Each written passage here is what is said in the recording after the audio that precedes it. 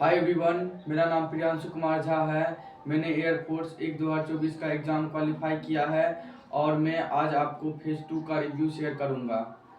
चलिए स्टार्ट करते हैं। सबसे पहले मेरा फेज़ 2 10 ASC बीटा जो पटना में है वहाँ पढ़ा था। मेरा फेज़ 2 30 जनवरी को हुआ था। सबसे पहले रिपोर्टिंग टाइम आपको बताता हूँ। रिपोर्टिंग टाइम वहाँ पे आपको 5 o'clock लिखा रहेगा, सुबह में 5 बजे। तो मैंने 4:30 बजे तक रिपोर्टिंग कर लिया था और ज़्यादातर लड़के 4:30 बजे तक गेट के बाहर आ जाते हैं। फिर जाते ही आपको लाइन में लगा दिया जाएगा। एक्स ग्रुप का अलग लाइन बनाया जाता है और वाई ग्रुप का अलग लाइन बनाया जाता है। वहाँ पे आपका चेस्ट नंबर लिखा होगा। हम लोग का 350 बच्चे का रिपोर्टिंग था, जिसमें एक्स ग्रुप 1 से लेके 180 और 181 से लेके 350 तक वाई ग्रुप था। तो मेरा एक्स ग्रुप था, तो वहाँ पे एक्स ग्रुप का अलग लाइन बन रहा था। तो आपको जाते ही जो आपको हाथ में अपना फेज़ 2 का डॉक्यूमेंट रखना है वो ये रहेगा। फेज़ 2 का एडमिट कार्ड, आधार कार्ड आपके हाथ में, 2 चीज़ कंपलसरी है। आपको वहाँ पे एयरमैन जो रहेंगे वहाँ पे आपको चेक करेंगे। फिर अब जब आपका ये दोनों डॉक्यूमेंट चेक हो जाएगा तो आपको अंदर एक बड़े से हॉल में लिया जाएगा।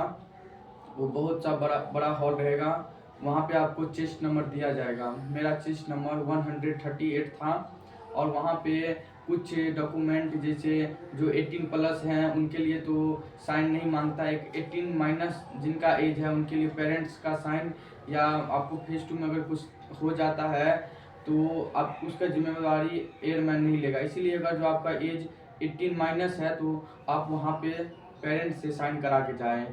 चलिए, अब उस दिन हम लोग का 30 जनवरी को उस दिन ठंडा माहौल था, तो इसलिए पहले दौड़ हम लोग का नहीं हुआ। हम लोग का बहुत देर बैठाया गया, कम से कम 10 साढ़े 10 बजे तक हम लोग बैठे हुए थे। रिपोर्टिंग 5 बजे तक हो गया था, तब पर भी ठंडा इतना था। डॉक्यूमेंट सब पहले ही चेक हो गया था, इसीलिए सब थोड़ा डॉक्यूमेंट चेक हो गया। फिर हम लोग को बाहर ले आया गया।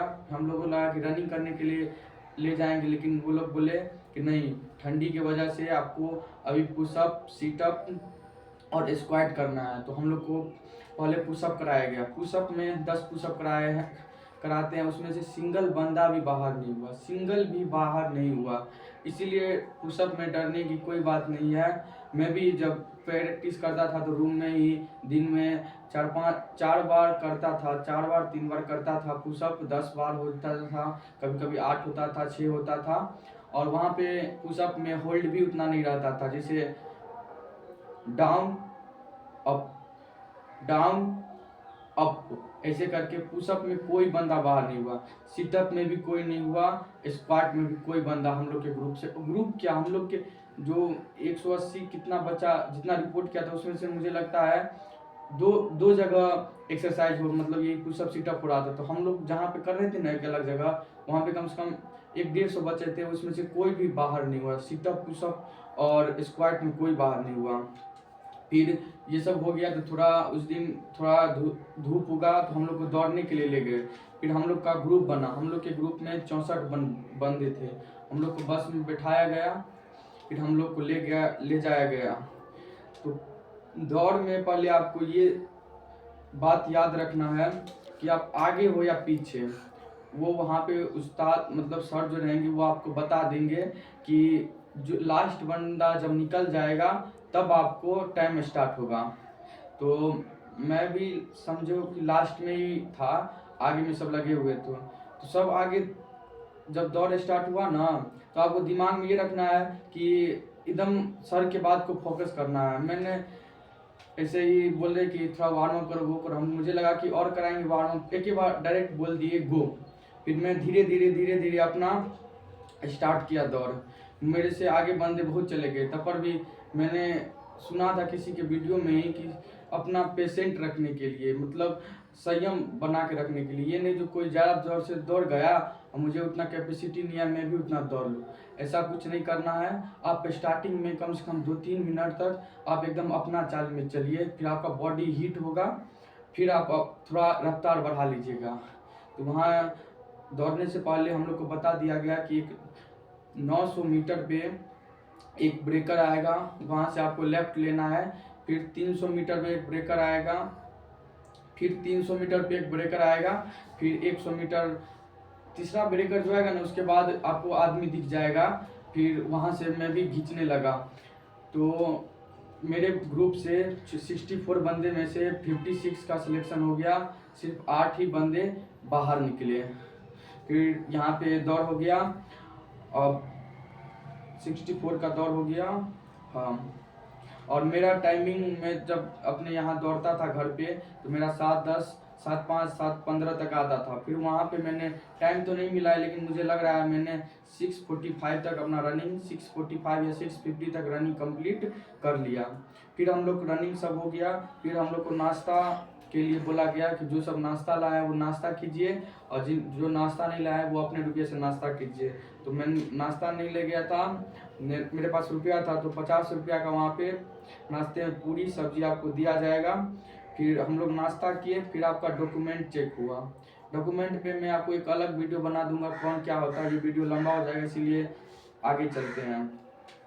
फिर नाश्ता करने के बाद डॉक्यूमेंट हुआ, फिर हम लोग को जीडी या इंटरव्यू के लिए बुलाया गया। जब जीडी में बुलाया गया, तब हम लोग के ग्रुप में 17 बंदे थे। हम लोग के ग्रुप में 17 बंदे थे, सब ऐसे यू टाइप से बैठा हुआ था। आगे 2 ऑफिसर थे।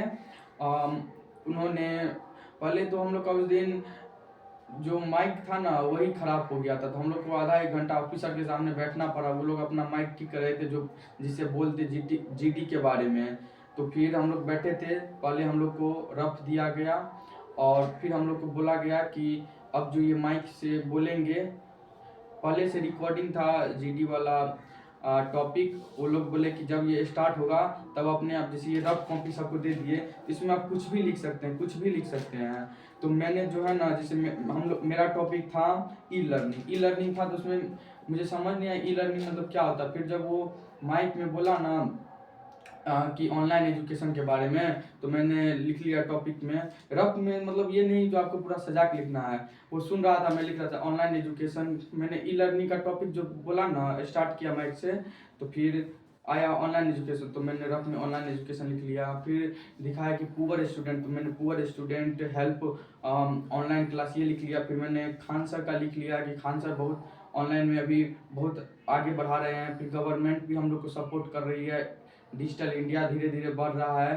तो ये आपको जो मन में जो टॉपिक आपको आ गया ना, तो वो सब सिर्फ उस पर लिख लेना, टॉपिक लिख लेना। ये नहीं जो रफ में ही सजा के लिखना, ये नहीं, सिर्फ आपको टॉपिक लिख लेना। जैसे ऑनलाइन एजुकेशन के बारे में आपको समझ आए कि ऑनलाइन एजुकेशन के बारे में बोलना है, पुअर स्टूडेंट के बारे में बोलना है, कोरोना वायरस में कैसे ये ऑनलाइन हेल्प किया वो बोलना है।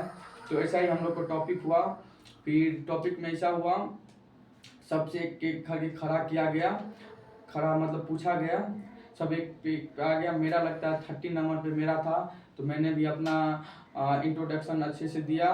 फिर मैंने थोड़ा बोला टॉपिक के बारे में, ई लर्निंग के बारे में। फिर जब ये सबका हो गया बोलना, तो सर बोले कि अब 17 बंदे थे, तो अब 1 से लेके 9 तक एक बार में जीडी स्टार्ट करेंगे, और फिर 10 से लेके 17 तक एक बार में जीडी स्टार्ट करेंगे। तो 1 से लेके 9 के बीच में जो बंदा थे वो अपना जीडी बोल रहे थे, हम लोग सुन रहे थे। वो लोग बहुत स्पीड ज़्यादा बोल रहे थे। फिर हम लोग का बारी आया, तो हम लोग में भी एक 2 लड़का बहुत बोल रहा था। फिर मैंने भी उस लोग को काटा और मैं भी कुछ बोला। वहाँ पे आपको अगर जो आता है ना तो आप बोलिए, नहीं आता तो आप शांत रहिए। शांत रहिएगा तो आपको लास्ट में मौका मिलेगा। तो मैंने एक बार बोला, इनिशिएट किया, और फिर हो गया। सर बोले हो गया। 3 गो जो बंदा था ना 17 ठो में से, उस ग्रुप में से 1 गो, उस ग्रुप में से 2 गो, और हम लोग के ग्रुप में से 1 गो। 3 गो बंदा था, उस लोग को बोले कि आप लोग नहीं बोल रहे हैं, आप लोग फिर से बोलिए इंटरव्यू जीडी के बारे में। तो उसमें से लगभग तीनों ने बोला, सिर्फ 1 गो का थोड़ा हेजिटेशन बोलने में आ रहा था। कुछ एक ही बात को बार बार रिपीट कर रहा था, गुड ई लर्निंग, एक ही बात को। 2 लड़का बहुत अच्छा बोला। फिर लास्ट में सब हो गया, तो यू टाइप बैठा था, तो फिर एक एक करके निकल गए हम लोग रूम से। फिर लास्ट में ये बोले सीओ साहब कि ये मत सोचिएगा कि कोई ज़्यादा अच्छा बोल रहे हैं तो उनका हो ही जाएगा, कोई कम बोल रहे हैं तो उनका बहुत लो है, आप लोग अपना तैयारी कीजिए। तो मुझे थोड़ा अंदर होने लगा, कहीं किसी को मतलब छांटना था, क्योंकि सब ने बहुत अच्छा जीडी हम लोग के ग्रुप में बोला था, सिर्फ एक बंदा थोड़ा उतना अच्छा से नहीं बोल रहा था। और फिर हम लोग का जीडी खत्म हुआ। फिर हम लोग को फिर बोला गया कि जिस लोग को खाना खाना है लाए खाना खाओ, नहीं तो रुपया से अपना खाना खाओ। तो हम लोग का 70 रुपया में खाना खिला रहा था, चावल दाल सब्जी, खाना बहुत अच्छा था। फिर हम लोग का डॉक्यूमेंट वेरिफिकेशन हुआ, बहुत देर तक डॉक्यूमेंट, फिर शाम होने तक 5:30 साढ़े छः बजे तक हम लोग का जीडी का रिजल्ट आ गया। जीडी का रिजल्ट आया तो जो वहाँ के मेन थे सीओ, वो लोग जल्दी आए, सब स्टाफ सब आ जाएंगे आपको वहाँ पे, और सब बच्चा लोग एकदम लाइन आराम से बड़े हॉल में बैठे रहेंगे। तो फिर जिस सब का नाम बोला जाता था तो वो लोग उठ के बाहर चले जाते थे। हम लोग के ग्रुप से जीडी में से 17 बंदे में से सिर्फ एक का सिलेक्शन नहीं हुआ।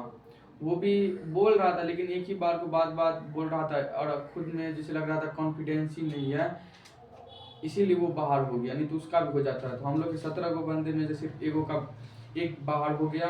फिर हम लोग का लगता है 14-15 के 18 बंदे जीडी से पूरे ग्रुप में बाहर होंगे। बाकी फिर बोले कि अब आप लोग को क्या लगता है, आप लोग का हो गया सिलेक्शन? तो फिर सब लड़का लोग बोला हाँ, तो फिर सब ने क्लैपिंग किया। फिर हम लोग को 1-1.5 घंटे के बाद मेडिकल का एडमिट कार्ड दे दिया गया, और मुझे सीएसबी भी मिला था 12th के सर्टिफिकेट के लिए। तो मुझे सीएसबी भी मिला और बोला कि 30 दिन के अंदर जमा करो। तो मैंने वो भी सीएसबी अपना 2-3 दिन के बाद वहाँ जाके टेनेसी बीटा में जाके जमा कर दिया, और फाइनली हम 9 बजे बाहर आ गए। फिर हम लोग मेरा मेडिकल था 3 को गोरखपुर में, और मैंने मेडिकल की क्वालिफाई किया। जय हिंद, जय भारत। और भी कोई इस सब के फेज 2 के बारे में, मेडिकल के बारे में मैं इसे वीडियो बनाता रहूँगा। Thank you.